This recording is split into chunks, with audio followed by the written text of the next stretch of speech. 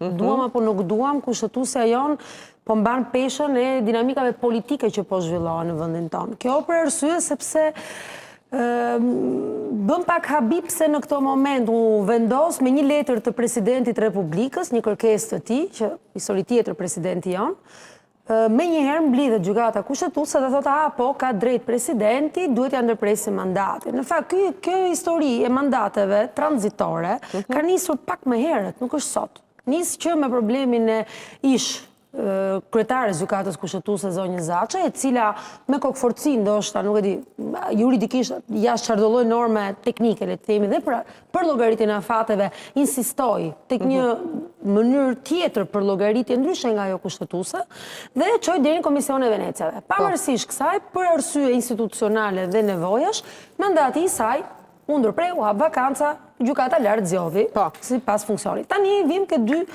problemet e tjera. Problemi i zonjës Toska u eliminua sepse ajo dha duration. Pra vetë me dëshirë u largua, me vullnetin e saj. Tek zonja Betja kemi një situatë, le të themi, pak anormale ose dhe normale mund të jetë, çështje interpretime. Dhe këto interpretimin me një kërkesë presidentit e dhanë që jo, do të fusi mekanizmin e interpretimit të mandateve tranzitor.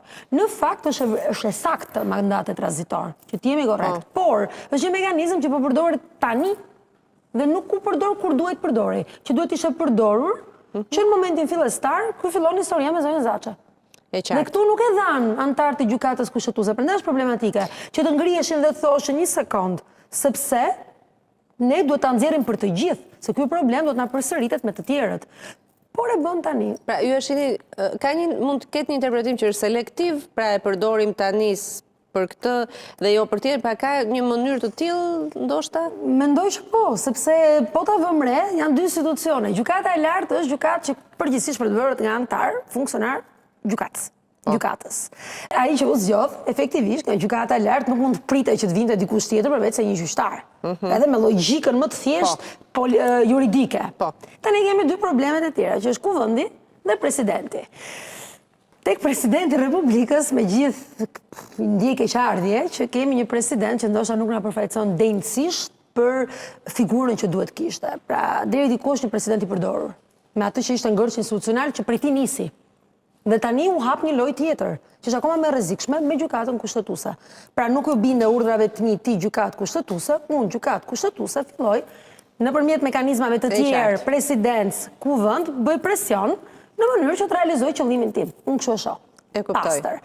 Kuvendi nga ana tjetër, kuvendi është i pastër, janë 84 vota, e zgjedhin në mënyrë, s'kan asnjë lloj vështirësie, kanë mënyrat e tyre për të blerë apo për le të themi krijuar transaksione me të tjerë deputetë që janë të tyre, kuvendi është i thjeshtë.